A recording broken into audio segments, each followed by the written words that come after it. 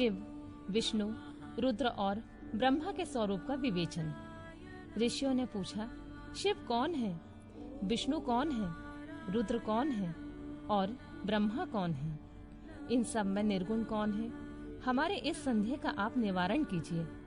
सूत जी ने कहा, महर्षियों, वेद और वेदांत के विद्वान ऐसा मानते हैं कि निर्गुण परमात्मा से सर्वप्रथम जो सगुण रूप प्रकट हुआ उसी का नाम शिव है। शिव से पुरुष सहित प्रकृति की उत्पत्ति हुई। उन दोनों ने मूल स्थान में स्थित जल के भीतर तप किया। वह स्थान पंचक्रोशी काशी के नाम से विख्यात है, जो भगवान शिव को अत्यंत प्रिय है।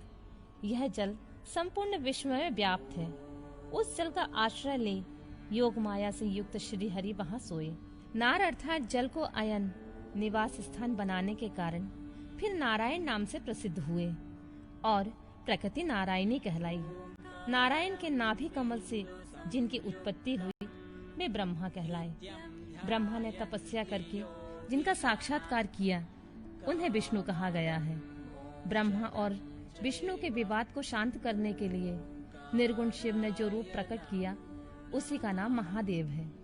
उन्होंने कहा, मैं शंभु ब्रह्मा जी के ललाट से प्रकट होऊंगा। इस कथन के अनुसार समस्त लोकों पर अनुग्रह करने के लिए जो ब्रह्मा जी के ललाट से प्रकट हुए उनका नाम रुद्र हुआ। इस प्रकार रूप रहित परमात्मा सबके चिंतन का विषय बनने के लिए साकार रूप में प्रकट हुए।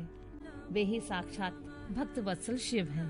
तीनों गुणों से भिन्न शिव में तथा गुणों के धाम रुद्र में उसी तरह वास्तविक भेद नहीं है जैसे सुवर्ण और उसके आभूषणों में नहीं है। दोनों के रूप और कर्म समान हैं। दोनों समान रूप से भक्तों को उत्तम गति प्रदान करने वाले हैं। दोनों समान रूप से सबके सेवनीय हैं तथा नाना प्रकार की लीला विहार करने वाले हैं। भयानक पराक्रमी रुद्र सर्वथा शिव रूप ही हैं। वे भक्तों के कार्य की सिद्धि के लिए निमित्त विष्णु और ब्रह्मा की सहायता करने के लिए प्रकट हुए हैं। अन्य जो देवता जिस क्रम से प्रकट हुए हैं उसी क्रम के लय को प्राप्त होते हैं, परंतु रुद्रदेव उसी तरह लीन नहीं होते। उनका साक्षात शिव में ही लय होता है।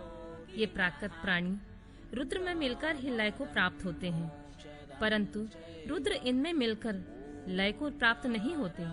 यह भगवती श्रुति का उपदेश है। सब लोग रुद्र का भजन करते हैं, किंतु रुद्र किसी का भजन नहीं करते हैं। वे भक्त वत्सल होने के कारण कभी कभी अपने आप भक्त जनों का चिंतन कर लेते हैं। जो दूसरे देवता का भजन करते हैं वे उसी में लीन होते हैं। इसीलिए वे दीर्घ काल के बाद रुद्र में लीन होने का अवसर पाते हैं। जो कोई रुद्र के भक्त होते हैं वे तत्काल शिव हो जाते हैं। अतः उनके लिए दूसरों की अपेक्षा नहीं रहती। यह सनातन श्रुति का संदेश है। दुजो अज्ञान अनेक प्रकार का होता है, परंतु विज्ञान का एक ही स्वरूप है। वह अनेक प्रकार का नहीं होता। उसको समझने का प्रकार मैं बताऊंगा। तुम लोग आदर पूर्वक सुनो। ब्रह्मा से लेकर तृण पर्यंत जो कुछ यहाँ देखा जाता है वह सब शिव रूप ही है।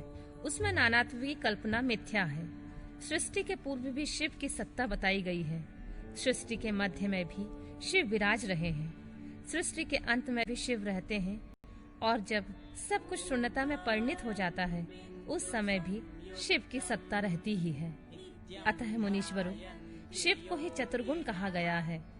वे ही शिव शक्तिमान होने के कारण सगुण जानने योग्य हैं। इस प्रकार वे सगुण निर्गुण के भेद से दो प्रकार के हैं।